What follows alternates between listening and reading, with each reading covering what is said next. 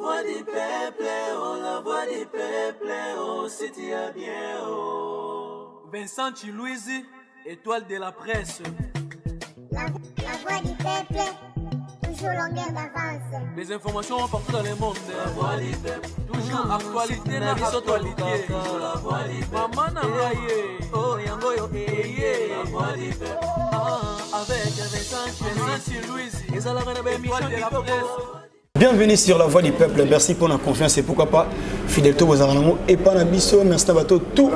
balingara biso bateau tout ba partager la vidéo na biso pourquoi pas ba commentaire na ba remarque na bino et ça la rato bon c'est comme un bébé Zalaki merci na Vincent Chilouizi pour la confiance pourquoi pas à mon oncle Jolie Kinsala depuis États-Unis d'Amérique voilà tous en biso na Béatrice Sawa tu ko jouer beaucoup kulutu kumu monde chante brisket malgré Azaki na programme na biso tete yeux brisque na considération za bango na presse ndé animé na biso usama so za d'accord nango ko fongola déjà tu amba kundul tout le monde la chante voilà merci beaucoup motena ko tout le monde la chante boni ça va très bien voilà merci pour la considération malgré tes yeux brisque oui mais na kombo ya Jolie Kinsala waza grand frère na taringa bon sinon, à un moment où on a tout banni sur Internet, c'était pour Internet, toujours on a nos critiques. Bon, après, tu as le battre après une semaine, mais sinon, tu as un concert à 30 juin, il y a une fête à Mboka, et puis il y a une journée à enterrement il y a Héros National, Patrice Emery Lumumba, et puis bon, il y a une clôture qui est pour le 30 juin. C'était comme ça, et c'était bien, les Congolais ont belé, les Mélomanes ont belé de partout. Et les prestations sont totalement réussites parce qu'elles ont été faites. Faites on a des salis qui bon, moi comme ça batamore ezalaki, mais sinon toujours la critique, on est là pour la critique et ça la peut pas tout bien. Mais sinon on a pour rendre orchestre rendre très bien, orchestration, bisons chanteur to rendre très bien. Donc quand à moi on a félicité sur Bandegogno sur Wenga Musica, y compris les dirigeants. Et puis on a félicité discipline au Mboka Etchela qui biso na kati ya stade Kamanyola. On a remercié les sous Yemoko Mokonzamboka parce que Yemoko Mokonzamboka mutalinga événement ngezala parce que toujours une menace de partout. Toujours une décomo na poto kuna lobi vena que non mboule ko beta le 30 juin a bosana ke langezali. Mais mboule beti na Bruxelles on a le 30 on a bino ko sangalati. Donc nzamba leliti bango na démarche ya mabe. Tout le monde est prophète, le bio, non, le gars Tozali, ah ouais, vraiment, makile ko tanga le 30 juin na stade des martyrs. Mais tout fandi boy makile tangité, tout fandi boy mboule betité, tout fandi boy tout le monde même ba député ba continuer la démarche, il y a ko boycotter concert. Pour na motema ka mabe, ba on ba kenda ba paye du peuple ba salaka, biso to salaté. Biso to betakate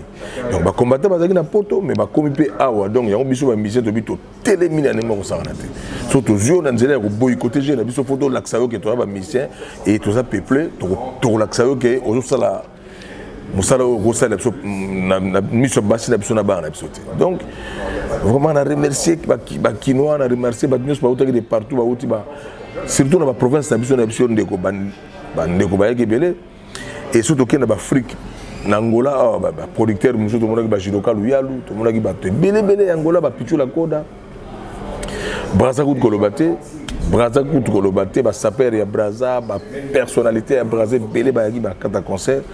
et bien un concert à modèle à Boye. Depuis que tu as la musique dans la sécurité et ça, dans le stade, tu as continué le téléphone, tu as mon écoute, papa chéri, président JB Piana, à l'Akissi. Alors bien la bateau monaie na so c'est pas côté pour payer sa téléphone mutu nyonso belisi téléphone est-ce que le stade téléphone est côté de moi kala écoute et du matin na zio mota on a pour relaxer nyonso et lengi opso za nango na kati ya fête na biso ya 30 juin il y a fête indépendance et puis na ndenge bato baza très content et bato bazala qui et logo biso de zone ko lobaka ke ba bolimbisi pourquoi bolimbisi parce que docteur Mouyembe non, kuna coronavirus et que peut être sous danger parce que coronavirus est sommet. Biso na samité matoro bon, a quand même autorité à l'objet que coronavirus est aux le 30 juin. Mais bateau va faire le meeting dans stade des martyrs le 28, il y a le 21. coronavirus ezalaki te kaka ntango ya wenge muzika donc ezalaki mabe bana wenge baza na nombre ya bato ebele na kati ya mboka basepelaki te mais lokola ezali docteur Muyembe tosengi ye merci mais coronavirus ezalaki te sécurité esalamaki jour wana na mboka wana na jour wana na 30 juin nani esalama na Congo te et puis bakonzi ya mboka bobatela structure wana ya sécurité wana bobatela yango ekosalisa bino donc on a général Kasongo na mosala asalaki makasi donc et puis on a invité bayaki des marques et puis na maison Massa production au ezali il y a monsieur Amadou Djabi vraiment maison Massa vraiment merci parce que vous êtes fort vous allez publicité vous combattre na bateau vous combattre biso vous combattre bango bien vous là qui c'est que vous en a FARDC vous en a bango de cœur maison Massa et Keiti et Pessi Biloko et pas ba maman et basi ba soda nyonso maison Massa et kamati 40% ezo kende lobby mardi kuna na est amen non donc maison Massa bravo et merci à la ministre na mboka bayaki concert merci na gouverneur na la ville bayaki concert monsieur Gentini Ngobila Mbaka et merci na la ministre bayaki ba député kolobate ba serre na biso ba wivir moleka bazaki wana maman ministre na biso bazaki wana vraiment oh to yemine to ko sepelate mais na bandi mboka esika musique ezalaka esika fête ezalaka esika pe esangisaka pe bato tosengi kosangana oyo biso tosali réconciliation réunification tosengi pe na bastructure ezala simple surtout na baéglise oyo epanzanaki longtemps ndako nzambe toza na posa komona ezala ini surtout na likambo etali sport na biso ya mboka tozopola parce que sport na biso toza unité tosengi pe ini na bapoliticien na biso ya Congo bazala ini mpo toza na posa ya unité wana ezala ensemble donc vraiment na sengi merci encore une fois na sengi merci na vejo lili parce que yo mdobi nanga to sala na voilà merci beaucoup pour mon monde de la chance je pense que la sentir moi esengo tant au koloba makambo on a sentiment tout sur l'événement et puis tout sur avant événement et puis événement parce que actualité en moi sans polémique comment bozu maintenant c'est belé on a koloba même spirituellement bozu ba maintenant c'est belé les qui rêvent il y a congolais tout nous s'attendre un jour où il y a ezonga par rapport à bilingue où il y a epesa biso to zaka bana mikie to yeto kuti histoire et puis to continuer nango par rapport à menace wana moi ko bang ezaki te na part na bino mopé malgré ba répétition que est-ce que les vidéo mo ça ma partout autant même bon honorable ba no lo ba ke événement na simbate ba lobi ba bengisi na bandundu et aussi mbata ba bengisi na simbate ba prophétie que to ba ko kufa kuna makile kotanga na part na bino mopé ndebo za kwana no bang ça te bon Kinshasa déjà to comme na batu moko bona kata mboka oyo bazo l'acception que ba congolais te parce que Kinshasa nek do ali boye nga na botami na 71 ti lelo na yebaki makaba démarche ba est ndenge zalaka mais to côté que na mozino na onte ko découvrir na onte na ba na biso moko to comprendre que makamni zaka na est que ba wela ka mabele na biso ba boni saka biso pona mabele wana est ba biloko ya minene esala kuna po mboka na biso Kongo etambola et que na ko fele lelo mona no sa yebi yango na bandi démarche na biso ba musicien lelo na kati ya Kinshasa ya kosala za liboke wana il faut lelo e ko pesa bato banzela muso parce que wenge zongi te mais structure da wenge wana muteso si OK mais ko sangana wana ya pamba ngana zo beta sous CT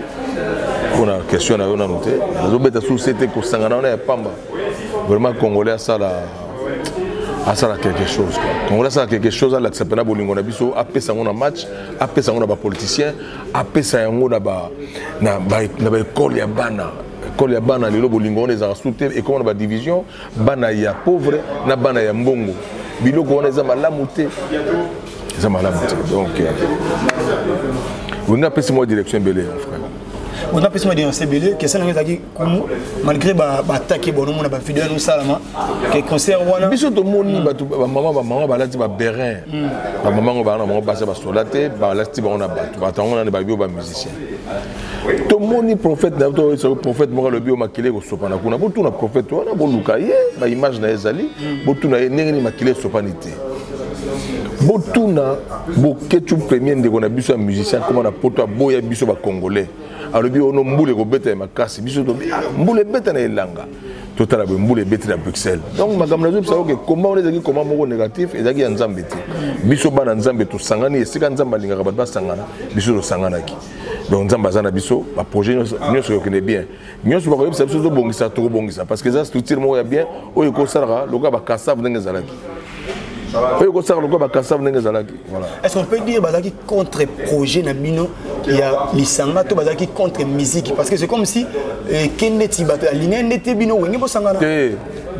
contre-musique, contre-biso Sangana. Pour beaucoup de gens, on n'a pas Sangana. Ah, beaucoup de division côté, surtout politique et Kabolimbo comme moi était. Politique et Kabolimbo comme moi était. Donc, toujours obligé, vraiment, vous allez pas obliger à Rosala. Ensemble. Pour tout bien dehors, pour tout lutter pour notre pays, il faut tous ensemble. Même dans l'opposition, au pouvoir, il faut tous ensemble. Tout le monde va payer, ah, on va dire comment la guerre. Tout le monde va payer, on prend la force pour tout Kendi. Comment on a chance de décrire Clan Wenge le rôle là, tu peux bien avoir définition de Wenge ensemble, tu peux expliquer mon Wenge. Clan Wenge définition de la société. La société, va créer qui Wenge. Et ça, c'est un système administrateur, fondateur Azalaki, financier Azalaki, président Azalaki, et chef d'orchestre Azalaki, ou la direction technique Alain Makaba. Donc, il y a une société, qui est comme son costaud, il y a un camarade Blaise Boula, Adolphe Dominguez, Sali Lingomba et Makasi. Et les lois Lingomba, Sali Makambu, Belé dans le pays.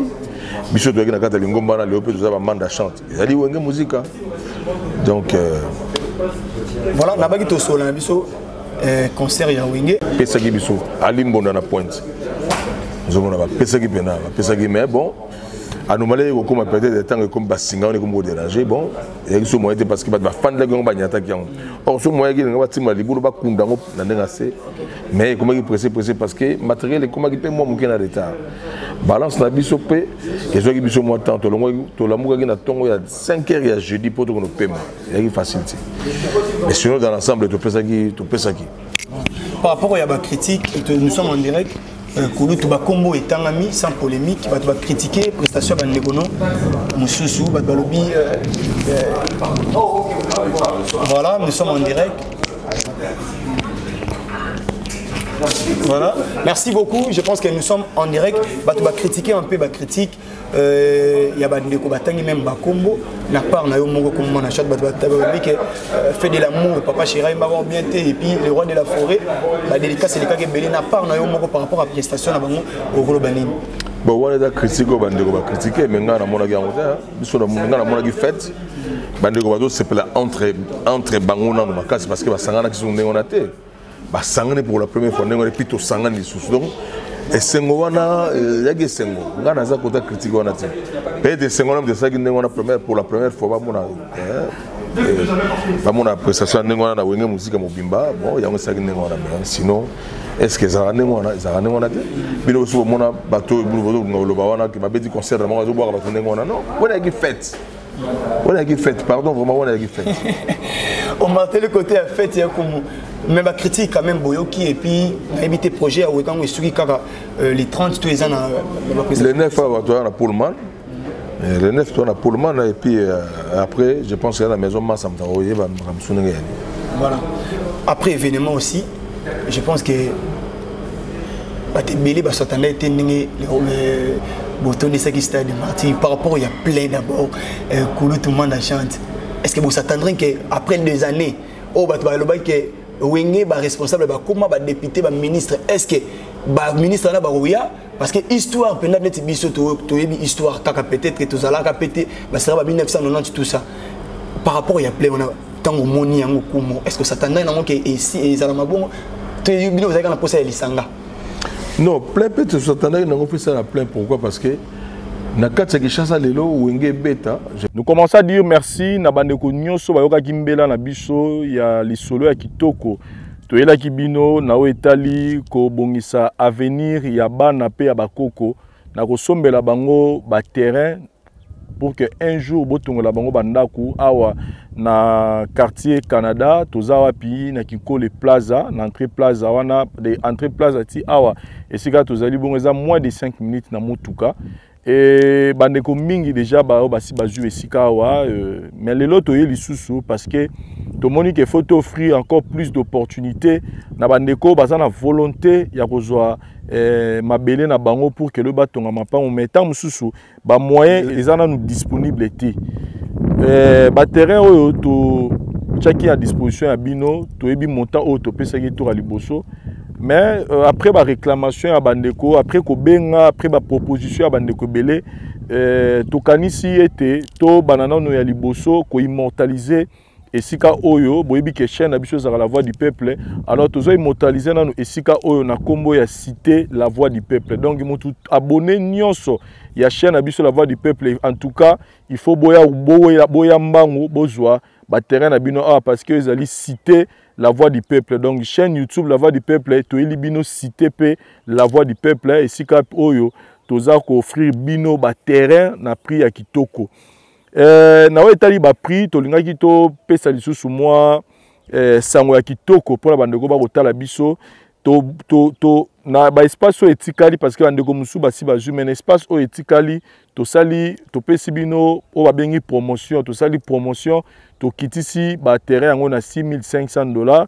et na $6,500 wana nazo préciser que bo futango na 5 tranches donc première tranche au pesa na $1,300 américains tout ça les lieux document au commis tata to mama lopango donc lopango terrain 20 sur 20 ils en a $6,500 mais au foot on a 5 mensualités première mensualité ça beaucoup na $1,300 américains donc ce que tindi $1,300 américains na yo yeba que aujourd'hui 20 sur 20 na yo et mbongo rotikala au pesa biso on a 4 mensualités rotikala c'est-à-dire na mois on va verser biso $1,300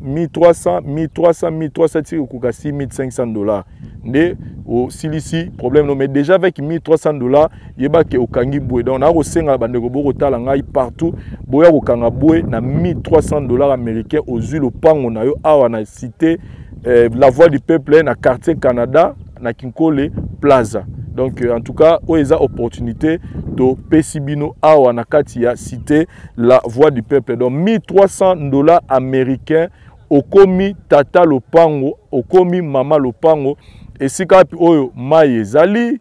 esika oyo courant ezali et puis esika oyo nzela ezali kitoko boko tala pemeni banda ko si etongami ebele bandeko ebele basi bakoti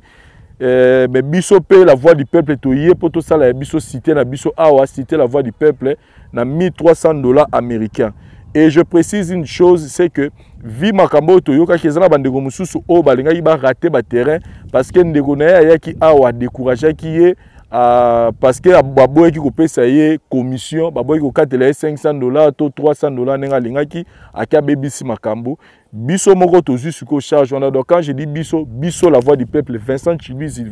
vraiment nazui responsabilité wana ndeko tinda mbongo epa na nga Vincent komi tungisa te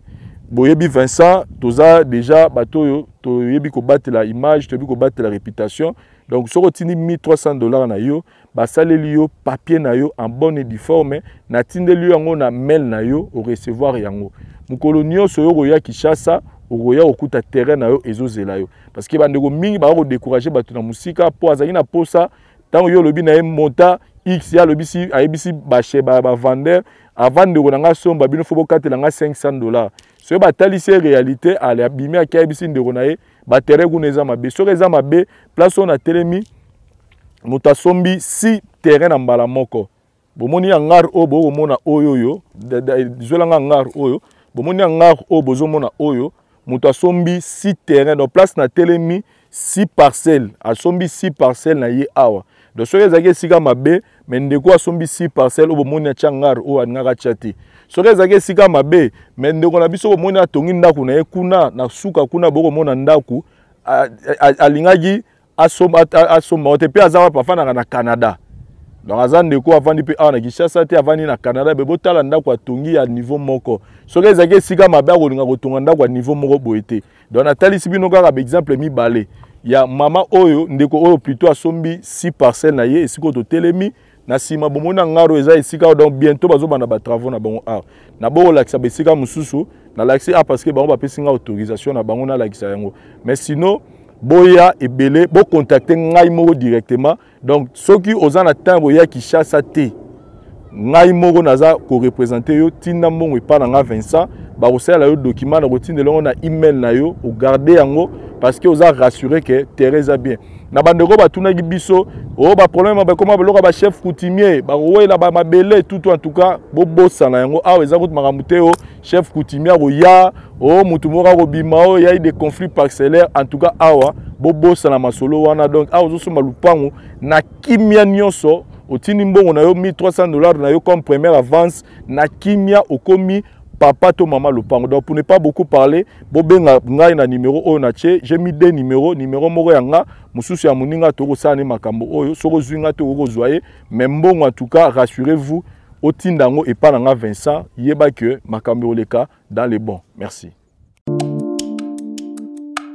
Mbote na biso bandeko, ngai docteur Pichu Tondele, dans la pharmacie et formation, dans une formation à l'université à Kinshasa, la faculté à pharmacie, et puis dans sali ba master na niveau ya université Marien Ngouabi, puis na niveau ya Canada, na transformation des agro-ressources et puis préparation de cosmétiques thérapeutiques naturelles. Dans la ligue œuvre dans le laboratoire CRMTA ou ezali laboratoire médecine spécialisé dans la production il y a phytomédicaments, c'est-à-dire qui c'est à partir il y a nzete na biso ya Congo. Qui c'est nyonso o bozomona awa na CRMTA et subir essai toxicologique et puis essai clinique où ils ont la différence na biso na ba tradi parce que et subir quand même moi étude et puis qui si on est na CRMTA ils allaient homologuer le ministère de la santé, c'est-à-dire ils ont la autorisation il y a mis sur le marché le niveau il y a mboka et puis les bandes il y a mboka qui si on doit produire la CRMTA et puis comme n'importe quel médecin partout à travers le monde. Dans le laboratoire CRMTA, nous avons deux branches, branche cosmétique et puis branche médicaments. Dans la branche cosmétique, nous avons dulci au collagène, pour ça il y a un sérum, un savon, pour le traitement il y a un tampon, bandouta, baride, poche et puis cerne. Nous avons d'ici réparateur, pour ça il y a un sérum, un savon, on peut associer gel douche pour le traitement il y a un bouton et puis pour réparer le poissonaille. Nous avons d'ici cheveux, pour ça il y a huile, un shampoing pour le traitement des cheveux abîmés, des cheveux et baby, des cheveux colorés, ils allaient pour bâtir souki noki et puis ils allaient pour retarder repousse il y a des cheveux blancs. Nous avons un parfum na biso au sali à base de banzete na biso ya Congo. Spécificité ils allaient pour quitter ça stress na kati ya nzoto. La branche médicaments tous allez na méamycine, sirop comprimé, ou ils allaient qui na biso ya ba mib, ba levure, ils a anti-poison, ils allaient pour traiter ba problème nyonso. Vous allez na qui na biso diazostimile, ou ils allaient pour traiter ba différentes formes d'impuissance sexuelle, autant éjaculation précoce, dysfonctionnement érectile, manque de libido, azoospermie. Vous allez na qui na biso zingenalis, succo, na comprimé. Vous allez pour traiter différentes formes, il y a hémorroïdes, internes et externes. Ils allez pour régulariser le cycle, il y a maman. Vous allez na kiss na biso sensifos, où ils allez kiss il y a malaria, présenté sous forme il y a sirop comprimé. Vous allez na kiss na biso méamycine crème, où ils allez pour traiter différentes formes, il y a maladie, où il y a ploposo, mycose, où il y a na makolo ya bana mibali, maladie ya mpesema palata et pas ya bana, na maladie msou ya loposo. Vous allez na diazolex, où ils allaient pour traiter différentes douleurs climatismales, douleurs ya mokongo, paiement, allergie au pollen. Vous allez pommade tomolingo ya papa na biso tondele diazolo. Vous allez na méamycine crème ndenge na tamaki. Vous allez na allium, où ils allaient kiss na biso ya tension, ils allaient pour traiter hypertension. Vous allez na borex, où ils allaient pour remonter le système ya papa, ils allaient pour komisa ya moulaï pe ndene. Vous allez na menga kiss na biso ya makila oyo ezali kozongisa makila na bato oyo baza na problème ya anémie quel que soit son type ya anémie. Et puis vous allez na tisane docteur Maxon oyo ezali tisane na biso ezali ko traiter ba myome, ba fibrome, kyste ovarien et puis basi oyo baza na problème ya bota tozali pe na diabéruine oyo ezali kisi na biso ya diabète et puis tozali na anti-poison na biso oyo ezali ko neutraliser poison na kati ya makila.